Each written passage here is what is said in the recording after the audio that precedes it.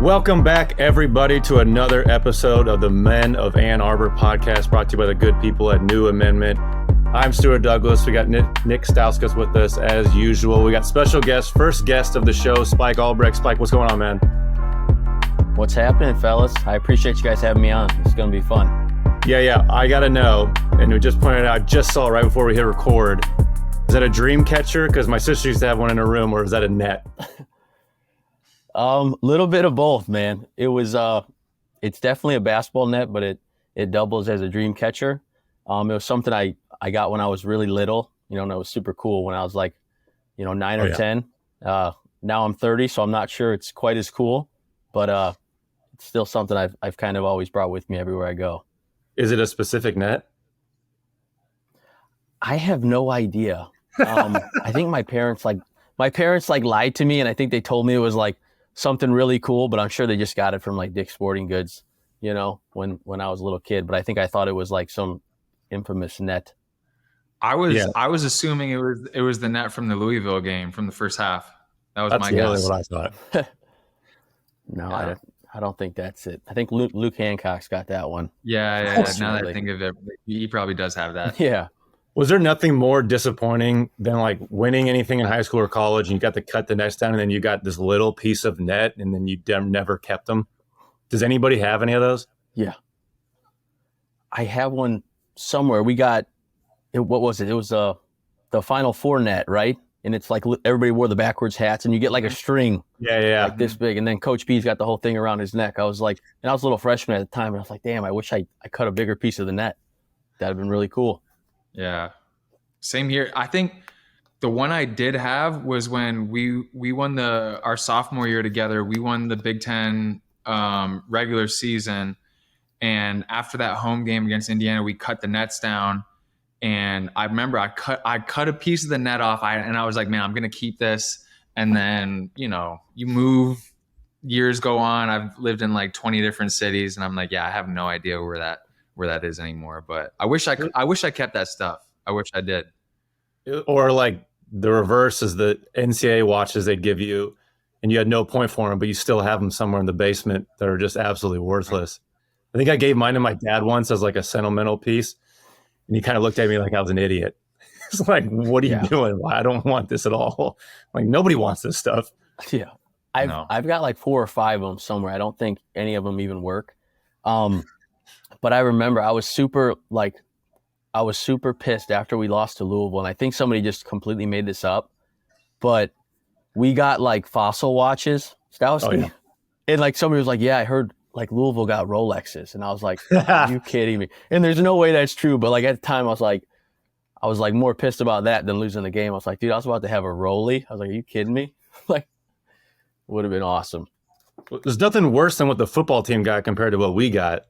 Like whenever they went to a bowl game, they got that allotment of like $500, $1,000, whatever it was, and they got like new stereo systems. You never heard about that, Nik? No, I didn't hear. That's BS, man. We got nothing. I mean, Bob did hook it up with the gear though. Come tournament time, when we were advancing every weekend, we were getting some new heat. So we got some gear, but other than that, we got nothing. Some prison. Doesn't make any sense to me. Of all people, Bob, and then like. Because the whole time they like kind of pose it as like it being illegal to give you more stuff. Like this is against the rules and we have an allotment. And then you guys are just getting new stuff every weekend. Crazy. We got a lot that freshman year, Stu. I mean, it was every weekend, because we were one of the only, Adidas teams like rolling past the Sweet 16, us in Louisville. Yeah. So it was like, hey man, like we got to have somebody repping our brand. So yeah, and I get it was cool. That last week we went to the Final Four. We definitely got like a large shipment of like new, and they were actually nice. Like I'm not a huge fan of Adidas, but the stuff we were getting was really nice. I'm like, all right, I guess you got to win for you to get the top stuff from Adidas. Otherwise, you get the Snickle Fritz. Yeah, I literally go to Bob and say, "Hey, Bob, I need a new pair of socks." Why? Because they have a hole in them. Ugh, fine. And then you go get some socks. I'm like, that's socks, Bob. It's the cheapest Adidas socks you can buy. There's holes in them. You wash all this stuff. Like, why are you arguing on this? And then afterwards, I got like, the only thing I've ever gotten from Michigan is a t-shirt after like after I graduated. That was it. And it barely fit. I don't even know where it is anymore. Yeah.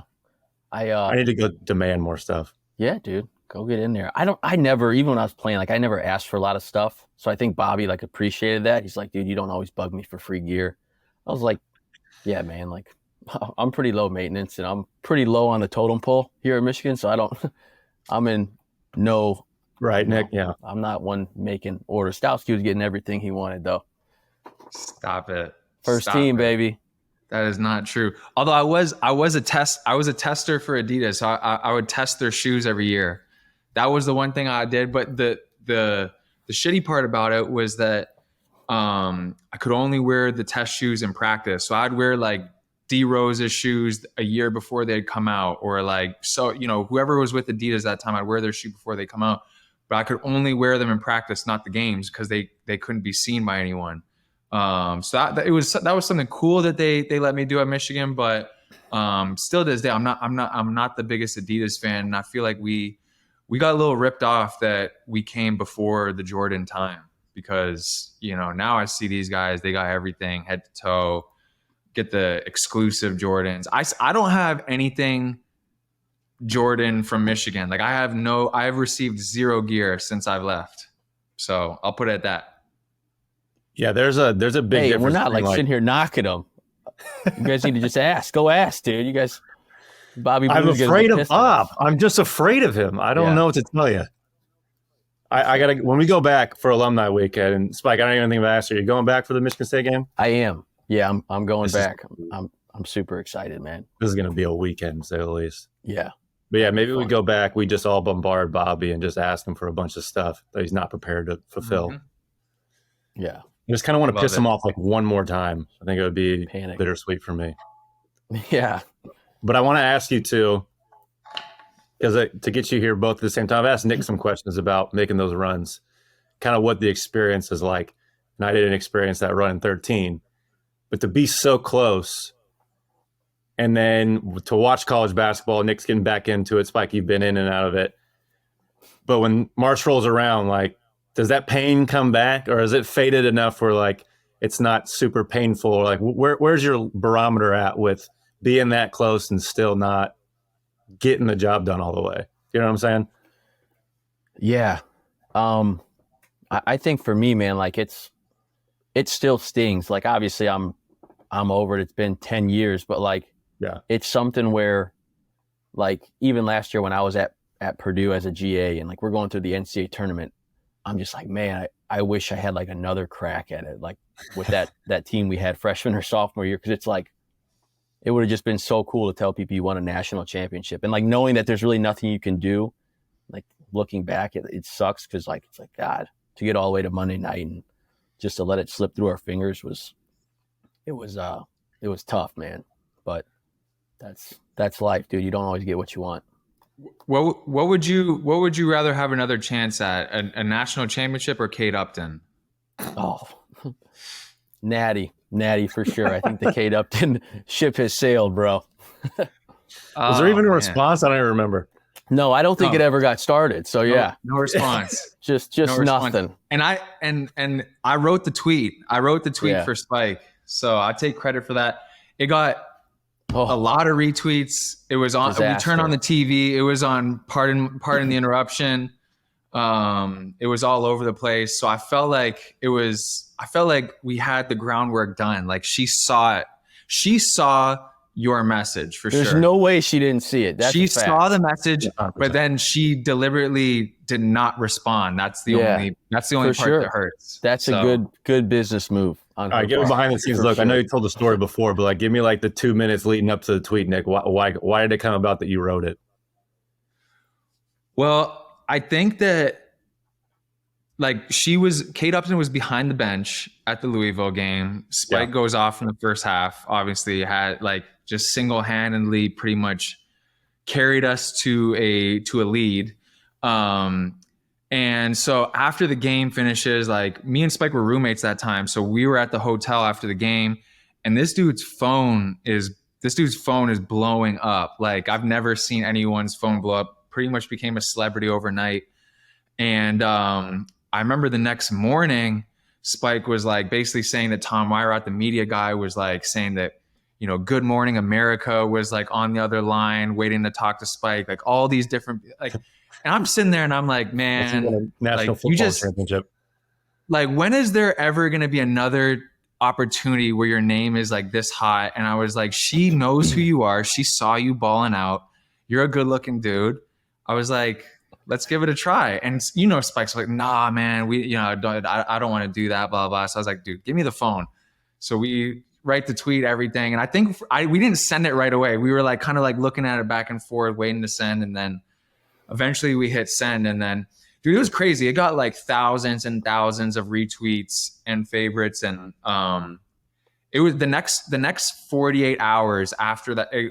We lost the game, but the next 48 hours after that was absolutely insane. Yeah. I couldn't even imagine, Stu, if we won, I'm not sure I'd even be here talking to you guys. It was it was crazy. It was about as much fun as you could have in a 48-hour span before. Yeah. Yeah, unfortunately.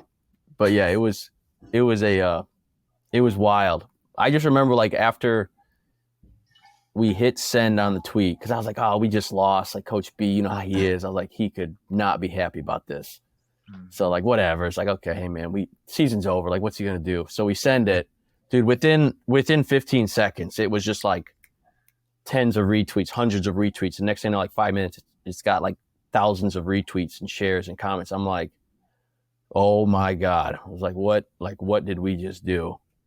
But it was fun, dude. Like a lot of great stories, and obviously that stuff you look back at and just laugh. Like to think I was 19 years old, I looked like I was like 12. Yeah. And I fired off a tweet like that. It was just stupid. But also I'll say that the amount of retweets and favorites you were getting was giving us a sense of confidence where we were like, yo, you might actually get with Kate Upton. Like it was, we were thinking that was actually a possibility. That's such a college making locker room. Shows how stupid, how stupid we were. Like, yeah. Oh shit, that's good. That's good. All right. Well, we got Spike here. We're going to talk about a lot of Michigan stuff, but Spike's tuned in to the Purdue team. Purdue faced off. Purdue won 75-70. Man, Michigan looked good for the first part of it. But let's go ahead and move into the X's and O's. Yes, like I said, 75-70 win for Purdue. Michigan felt competitive. Purdue controlled the game there for a lot like they do in most all of these games. But just from a general standpoint, let me give you my BS general question like you're an oppressor. What's your feeling of this Purdue team? Like they got a lot of hype around them. And they've been playing really well. Like, what stands out to you? What impresses you the most of the many things they do well? Yeah, dude, they're really good. Obviously, like there's a reason. I think they're 21-1 or whatever it is, and they're undefeated on the road. Wild. First of all, yeah, Coach Payne's awesome. Like he's a really, really good coach and puts in a lot of time. He's great with X's and O's and preparation, and like the level at which they execute their sets is incredible, and they spend a lot of time. Like last year as a GA, and when I played, like he does the 5-on-0 stuff just nonstop, so that their timing and their speed's incredible. Yeah. Obviously, it helps when you got Zach Edey. He's 7'4". Like it's pretty easy to run sets when he just can get to wherever he needs to be, and you get a post up. Zach's awesome. Like he's dominant. You know what you're gonna get from him every game. But I think like the X factor has been the two freshman guards, Braden Smith and Fletcher Lawyer. Those two are studs, man. Like really, really good. I think Braden's super rock solid. I think if he was on the team last year, Purdue probably goes to a Final Four. Fletcher's really good. I think they both got a lot of swag to them. They play with great poise, just a ton of confidence. And I think the entire team, man, like Stauskas, Stu, like, it's tough when you got really good players. There's a lot of egos involved, right? Like guys, they want to score their points. They want to play their minutes. Like I think this team's unique in that everybody on that team, all they care about is Purdue winning. And that's hard to find at the college level. Yeah, it's tough, especially guys like Gillis coming off the bench. And, there was a lot of talk of him stepping up this year. He hasn't quite had it, but he's still been super solid and played really hard. First blowing up last year at the beginning, and then not quite the same, but still like tuned in and being a team player. It is interesting to see, like, if I've said it before, I'm not like overly blown away by Purdue. I think they're beatable, but they have that like calm it factor is too cliche, but it's like they just have it, right? They like just do it well. And that's a big problem with Michigan is making mistakes, not executing, not being there, in rotation, stuff like that. We're like, the Beeline way was just minimize mistakes. I feel like Purdue does that really well on both ends. Like executing really well is minimizing mistakes. Like if you run a set and you're just like sloppily setting screens or not cutting right or not setting your man up, that's a mistake, no matter if people mark it down or not. So I feel like that's kind of their MO, like a very Beeline type team that way, where it's, hey, we're not going to turn over, we're going to rebound the ball, we're not going to make mistakes. And then, yeah, all right, Edey will score 30 and get 18 rebounds helps. But it seems kind of like that MO. But I don't know if Painter is like, is he that type of coach? Is he similar to Beeline, or is it these guys are just kind of buying in that way? I think it's a bit of both. He definitely is, similar in that way, like with, taking care of the ball and value in each possession. Like he stresses that, much like Coach Beeline did, but they really, really work at it. But like, I think they got a great group too. Like those guys really buy in, and they're young, they're seeing the success they're having. So it's a lot of fun. Like obviously when you're winning, you're like, okay, hey, this dude must know what he's talking about, but I think they're super disciplined team, and they're pretty good on the defensive end too. Like I don't know, what their like statistics are per se, but I was at the game yesterday and they make it hard on you, like where you got to earn your buckets, especially when you're starting two freshmen. Like defense is hard coming into college basketball, and those guys, they do a good job. And then having Zach as a rim protector is huge. No, I agree with that too. Like I had this one stat written down. I think Michigan was 1.08 points per possession against Purdue, which is, for people who don't know, it's a pretty solid number. That was the second highest amount that Purdue has let up all year. And so that kind of goes to your point. I think they are a good defensive team, but there's also something to be said about, again, having that cohesiveness and the confidence that this Purdue team has. There's something to be said about expecting to win games and what that does for you come, crunch time, when it's time to make big plays. When you have, and we've had this too, like Spike, we've had this with some of our Michigan teams. When you come into a game expecting to win, you're not as phased when, the other team goes on a big run or hits a big shot, because in the back of your mind, you still have that belief and confidence that no matter what, you guys are going to do everything you need to do to put yourselves in a position to win. And I think that's one of the qualities this Purdue team has. And even though, again, I think Michigan played a pretty decent game, and again, they're at home, so they had a little bit of an advantage there. It just you could just tell it wasn't going to be enough against this team. And I think that 15-0 run that they went on was kind of like the game changer, where Michigan was never able to really come back after that. For sure. Yeah, definitely. I'm curious on the flip side, what you think of the young guards for Michigan. Obviously, Jet is just killing it offensively. Kobe is in his first huge major role here after his freshman year last year, and Doug being thrown in the fire right away, trying to lead a Big Ten team.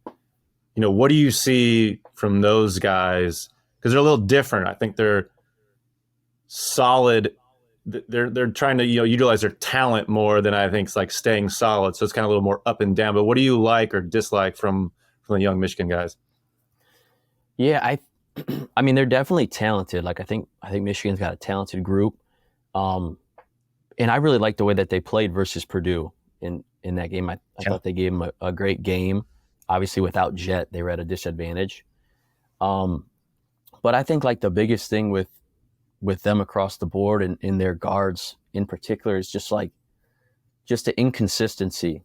Like that's huge when you got guys playing 30 minutes a game and you just don't really know what you're going to get. And obviously it's easier to play at home, right? Like when they played Purdue is at home, so you got the crowd behind you. But like I was just looking back at stats over the last 3 or 4 games, and I just think it's hard to win in the Big Ten when, you know, you got guys playing 30 minutes a game, and like one game they give you 2 or 3 points or 4 points, and then, you know, the next game they have, you know, 15, 16, 17. Like there just has to be some consistency from, you know, your second, third, and fourth guy. Like right now it's Hunter. You know what you're getting with Hunter. He's rock solid, and Jet's obviously crazy talented, and I think he can score a lot of points. But I think even at times, like he kind of floats around and goes through like stretches where he's invisible per se. And I just think like if those guys could be, you know, a little more solid and just consistent, and like not, you know, right now I feel like they're just riding the highs and lows, right? Mm-hmm. And that's not a recipe for success in the Big Ten, man. It's just tough. And the Big Ten's not even that good this year, for being completely honest. Yeah, no, we talked about it last episode. It's just not really overall, just kind of garbage to watch some of these games. But yeah, if you, from a point guard to point guard, this is a question from somebody on Twitter. Your advice for a guy like Doug being thrown in there, trying to lead a team, trying to stay solid, and you know how it is. Like, yeah, I want to showcase my talent, but I also want to like be solid and lead a team. I think you see Braden Smith. I mean, I think it's perpetual stat line of like 4 for 7, 10 points. And you know he's going to be that. He's not going to do too much. He's not going to do too little. He's just going to be solid. I think Doug's situation is more difficult, maybe. I don't know, but it's just a little different. What advice would you give to Doug in that kind of situation? Yeah, no, for sure, man. And I'm glad you brought up the Braden Smith, you know, comment. First of all, like 2 different teams. So like, I think he's got different weapons around him, which makes it a little bit easier. And that kid's a stud, by the way. But like I think he had 2 points yesterday for Purdue, and they won by whatever. And he just completely controlled the game. So that's what I would say to Doug is like, you know, don't get caught up in, you know, like your individual performance and like, you know, points. You think you got to do this, think you got to do that. Like as a point guard, like your most important job is winning. Like I took a ton of pride, you know, as a point guard at every level. Like the only thing I cared about was winning. Like I didn't care if I scored 25 or 2. Like if we won, that's all that mattered. And I think like he needs to go out there and he needs to control the game, control the tempo. Like sometimes we get a little sporadic. It looks like he gets sped up, things like that. Like control the game. You're the quarterback of the floor, and like you're managing the game. Like I think that's a skill, by the way. Like that's something you can learn to do really well, and it doesn't take any talent. Like I was the least athletic, slowest dude on the floor most of the time, and like, but you can control those things and, you know, get dudes in the right spots and help make your teammates better. Because when other guys are flowing and they're feeling good and like they're playing well, like that raises the confidence of the whole team, and then he can kind of get going too. But you know, I think is one of the biggest issues for Doug at this point.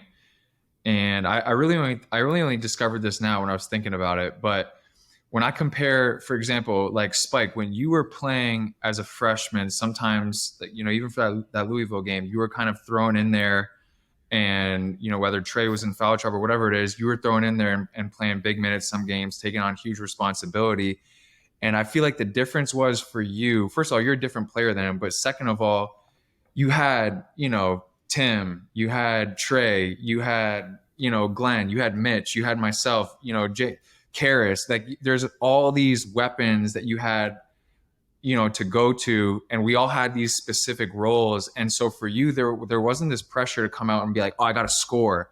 The problem with this team is that other than Jet and Hunter, they don't really have like great scoring talent. And so for Doug, a lot of times it's not his fault. He comes in with the mentality like, I need to make plays. I need to make things happen. And this isn't high school basketball anymore where you could just go one-on-one and go down the lane and make something happen. Like these defenses are loaded up.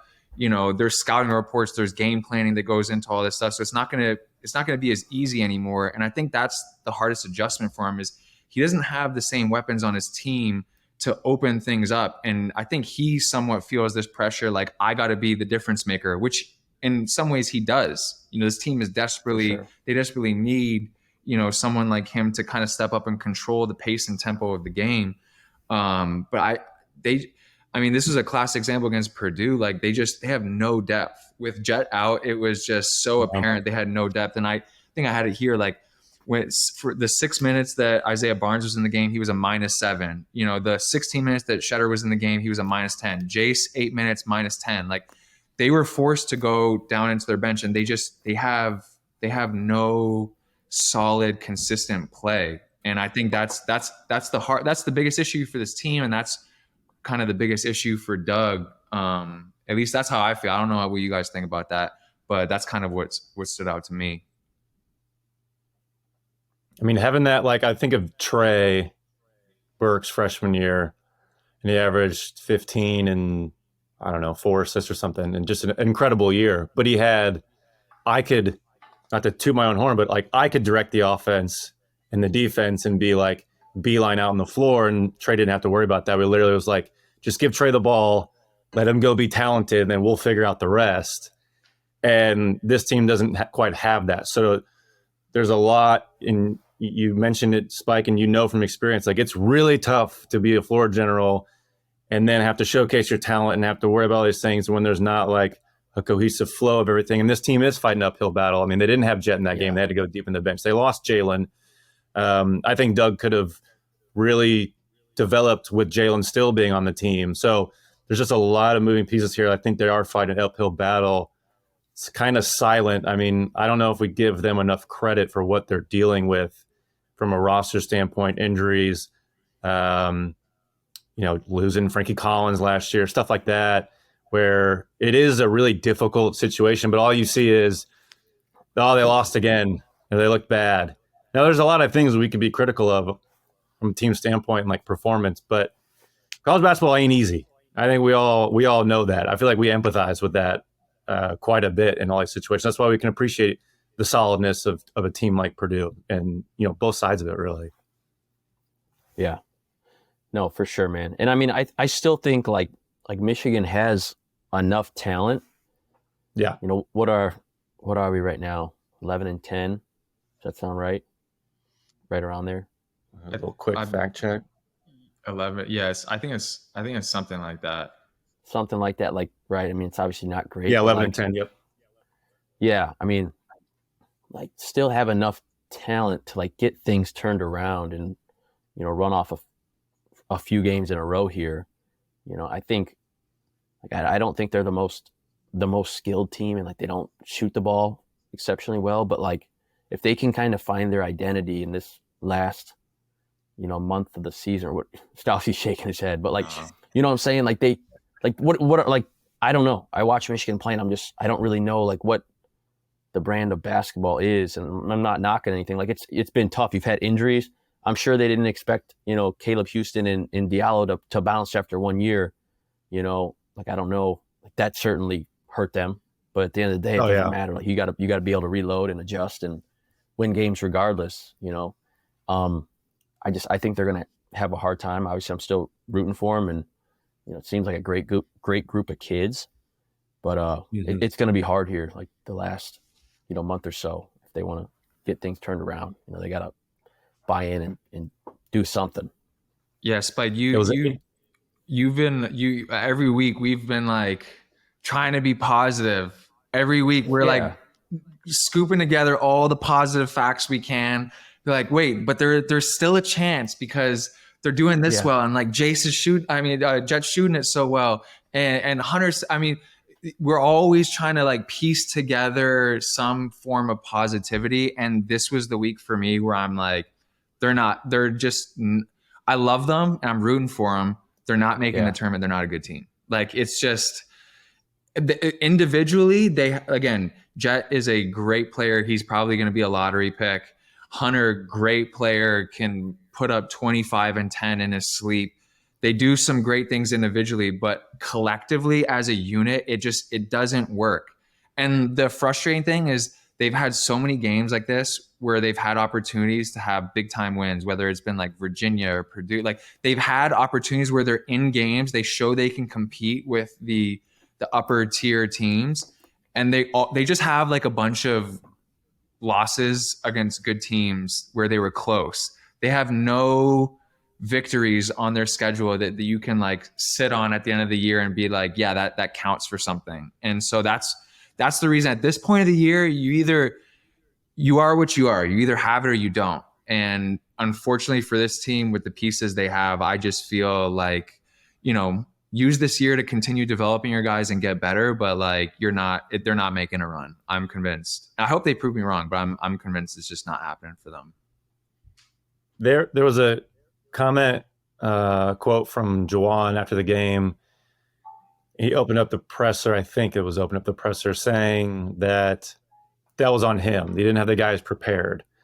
And that Penn State had 3 days to prepare for Michigan, and it showed. But and he said that he took full responsibility for that. But it doesn't seem like a game planning thing as much as okay, that's just a typical ball screen defense. Like you should have known that from week one. Like this should be something you're repping all the time. Like you say with Painter, like they rep that 5-on-0, the sets all the time, so they're sharp. And I think maybe that's missing from here because I mean, I feel like we all agree here. We developed the habits that we implement in the game from like tirelessly doing them in practice and being so annoyed from them by doing them over and over and over again. And it was like in game 21, you're not missing a rotation from the weak side. Like it's just not going to happen because that should be, you should know, like at the very least, maybe if it's not subconscious, you're consciously thinking like, don't get in trouble. Don't get yelled at in film. Don't get yelled at. Go. I got to be here. Like I made that mistake 2 possessions ago, but it's like these repetitive things that I think a young team is dealing with, but also, I feel like this is the first time Juwan's like kind of dealt with this where he's had a lot of talent and like that team with Franz and Livers, like they were so good defensively. Like you just rolled the ball out with them and they figured it out. Last year, they had a lot of talent to make up for their mistakes. And I feel like this year is like a big coaching lesson for Juwan. I don't know how you guys see that. Yeah. No, I mean, I totally agree. And I think the presser, comment that you're referring to, I think that's just Juwan being a good dude and like, taking the fall for his guys, like, which I respect, because some of these clowns will be like quick to throw their team under the bus. And it's like, plenty. Okay. Like, you know what I'm saying? Yeah. Like, and there's a time and a place for that. Like, there's certainly times where like your players need that, but like, I think that's just him being a good dude. I mean, like you said, you're 21 games in, like they just played Penn State. What was it? 2 weeks ago, something. Mm-hmm. Yeah. And beat them at home. Looked really good. And like, I just think that's going on the road. Like that's an example of a team that's like not really good. Like I think the teams who go on the road who aren't very good, like get exposed because it's a little bit easier to play at home. Mm-hmm. Kind of like you get a little bit of that front runner mentality. Like obviously we've all kind of been there when things are going good and you got the crowd behind you. Like that certainly helps. But I wish I haven't been to a Michigan practice since Juwan's been there, but like I've heard he's a great coach and super sharp, like in practice with the X's and O's and stuff. Mm-hmm. So I'm sure they're covering that. Like at some point, if my man like can't get up and call the right coverage on a ball screen and you're 21 games in, or if you can't be at the midline when the ball's on the outer third, like that's not a Juwan thing to me. Like, I don't know. Like, what do you do? I mean, and it's not like he could just go to the next guy. Like you're kind of stuck. We try and say like on this podcast, we can speculate all we want. We're not in the huddle. We're not in the film room. We're not in practice. So we can't say like who's at fault here. But the bottom line is you got to take responsibility for yourself.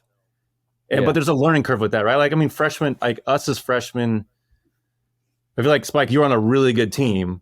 So, it wasn't as glaring or like BIN would just yank your ass, right? You'd be like, all right, get Spike out of there, put Trey back in, the national player of the year. Thank God. Like, yeah.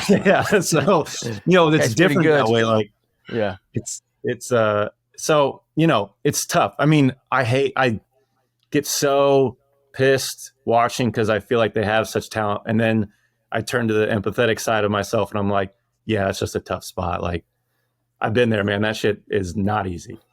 Dude. And just to like piggyback off of that, because I feel bad, like even just being on this podcast, I feel like we're like dogging them. Like that, like It's not like that. Like love these dudes, like want to see them all succeed and have a great year. And like I said, they all seem like great kids. I know Jawan's a great dude, but you hit it right. Like, dude, it's hard to win. Like, college basketball is hard. And I think they're getting a little bit of a taste of that this year.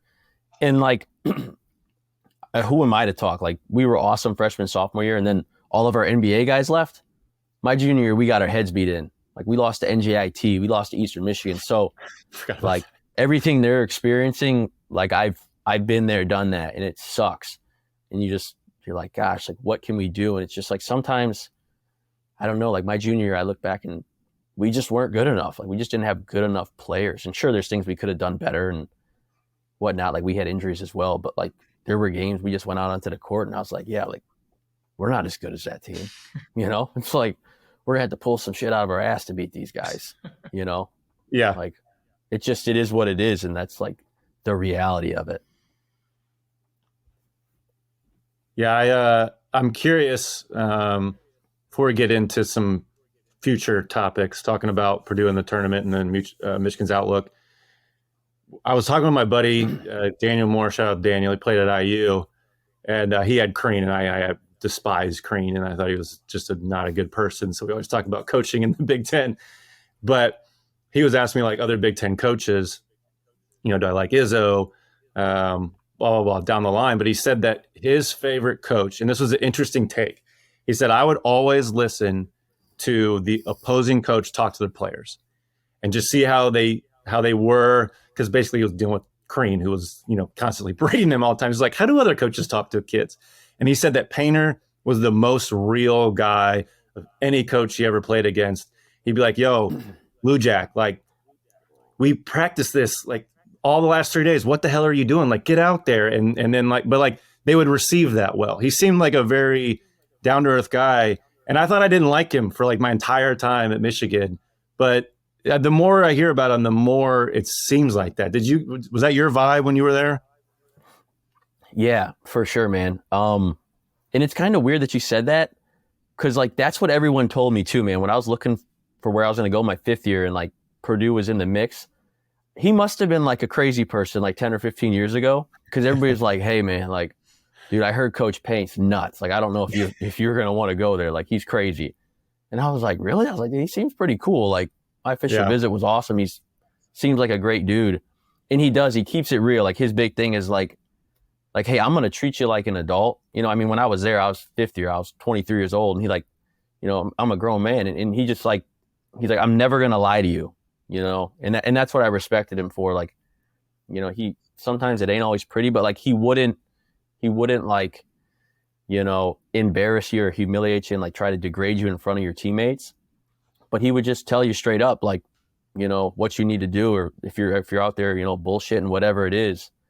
But he's got that cool, calm demeanor, and he's just a really good person. Like, I love Coach Paint. He's cool. He's funnier than heck. And he's a really good coach. Yeah. Yeah.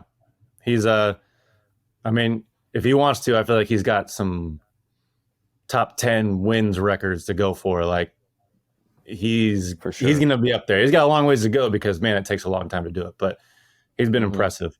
But let's move forward. Let's get into some future stuff. Michigan's next couple of games and Purdue in the tournament. Let's talk that. Let's get into the scouting report. Michigan. So what is it? 10, 11 games left. They got Northwestern, who they beat, coming up at Northwestern, and then Ohio State at home. They haven't played Ohio State yet, but obviously you're going to say, like, just win. Like, I don't know, you got to figure out a way to win. But if you put yourself in their situation, whether you're on the team as the 8th man or the starting point guard, what are you focusing on as a player? And then the outside of that is, like, what are you excited about with this team, with any of this talent going forward? You don't know what's going to happen with Hunter and Jet going into the NBA, but like Doug, Kobe, Terrace Reed, Cheddar, all those guys, from an inside-outside perspective, how are you looking at this team in the next couple of games and in the future? Is this me or Stauskas? Are we? Hey, whoever wants it. Who wants it? Spizzy, go ahead, man. No, I mean, I think the next game, you said it's at Northwestern. Yeah. Right. Like, that's going to be a tough game. Northwestern's, I mean, Veteran. Again, I don't think, veteran. They got a bunch of like 23, 24-year-olds, man. Like, feels like they've been there for 6-7 years, like Boo Booey and stuff. God. But like, it's a perfect storm for Northwestern. They got old dudes. I think the Big Ten's a little bit down. Like, they're having a pretty good season, right? And then I think just going on the road, man, like for Michigan, if they want to get a win, like, they're going to have to go in and outcompete them. Like, you're going to have to play harder than them. Like, I think Michigan has to do that every game from here on out. Mm-hmm. Like, I just don't think they're good enough to go in and just like, we're going to check up, roll the balls out and see what happens. Like, they're going to have to get nasty and like be some junkyard dogs if they want to go and start winning some games. Yeah. And then I think like the big thing, the two big things, right? Like, you got to take care of the ball. You can't, turn the ball over 15, 16 times, especially on the road. Like, those are just absolute killers. And then they got to be rock solid defensively. Like, whatever that looks like, I don't know, like percentages, numbers, whatever. They got to be good defensively, because I don't think they're going to go in and like outscore people per se. Like, I just don't think they have enough firepower to do that. So I think, they may have to like tighten it up a little bit, muck it up, and outwork some dudes. I think there, at this point, there needs to be just like a huge sense of urgency, because I think this upcoming week, it's like, I don't know, me personally, I almost feel like if you don't win both of these games, if you lose one of these games, I just feel like your season's somewhat done in terms of being able to make the tournament. Like, first of all, I think Minnesota is their only road win they have all year. So, I mean, picking up a road win at Northwestern would be huge for them. And then, if you can beat Ohio State at home, set aside even just like the rivalry of that game, just like getting a quality win under your belt. Like, like I said, they don't have any quality wins. So if I'm any of these guys on the team, it's like, you need to have that gut check. That's, you need to look in the mirror and be like, if we don't figure it out right now, we're not figuring it out this year. So I don't care if you're going to come out making mistakes, at least do it with a sense of urgency and play your ass off. Play as hard as you physically can, because if you don't, time is running out for you. Like, that's all I got for these guys. I think both super winnable games too. Yeah. Like, I don't think either team is very good. Like, yeah, that's the thing. They're always within arm's reach of it. For sure.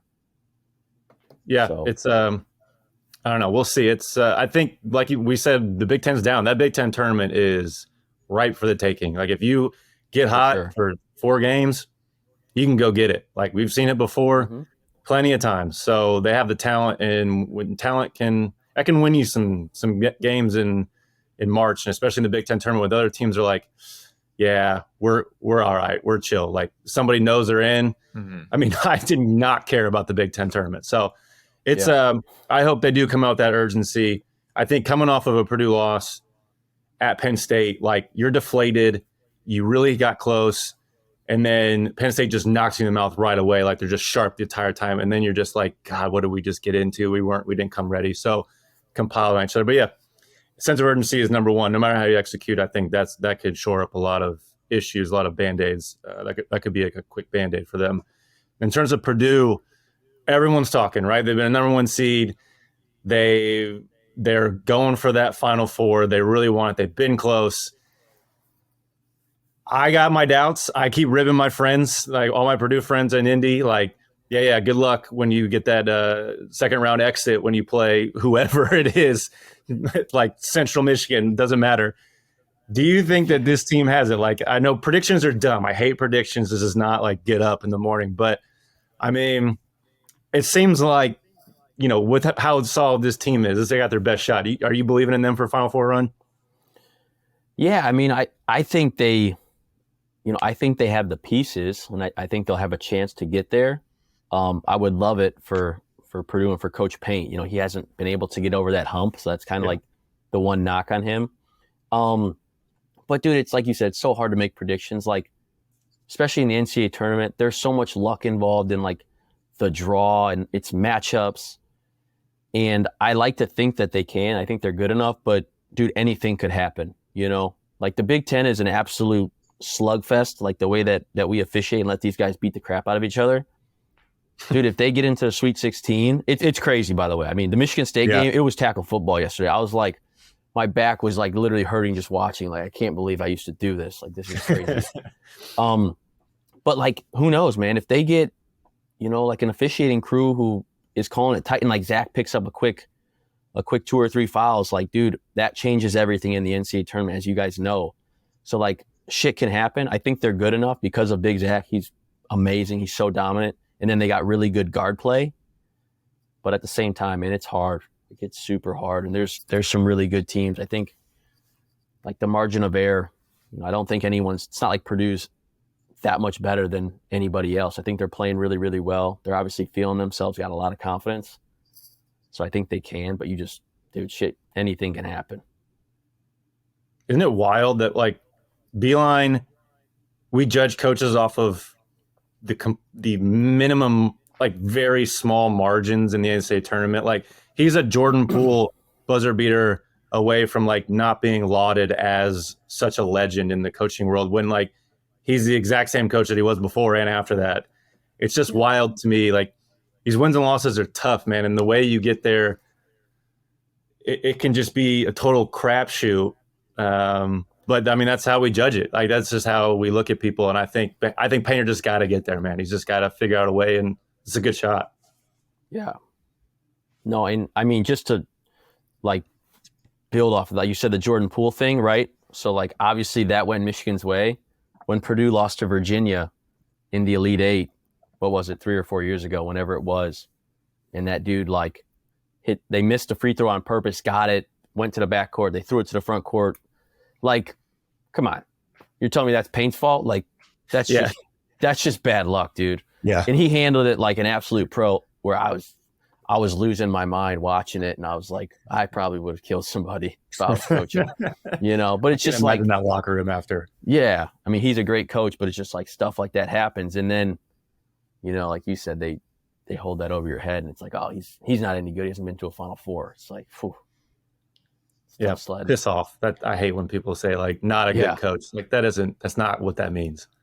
You're not in that locker room. You're not in that huddle. You don't know what that means. No, for sure. All right, before we get out of here, we're going to finish up with Word on Campus. So it's an interesting article that came out, and I don't even know who wrote it. Big Game Boomer on Twitter. But basically it said that these are the college programs, the fan bases that should never storm the court. And you got your Arizonas, Kentucky, IU, UCLA, Duke, UNC, Kansas, UConn, Michigan State, Villanova, Syracuse, Arkansas, Louisville, Oklahoma State, of all teams, don't know why, and Michigan.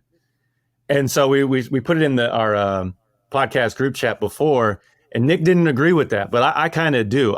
Do you think that, I feel like that's like good company to be in, and I never really liked storming the court, even when we beat like Duke at home and Novak had a huge game and everyone's storming past us.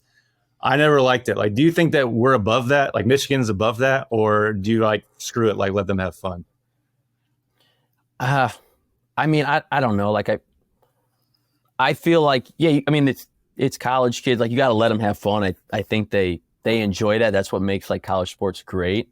But I'll say this, like, I don't think as a player, you don't want to be on a team where like they're storming the court. Cause I'm like, damn, that means like they're surprised we won.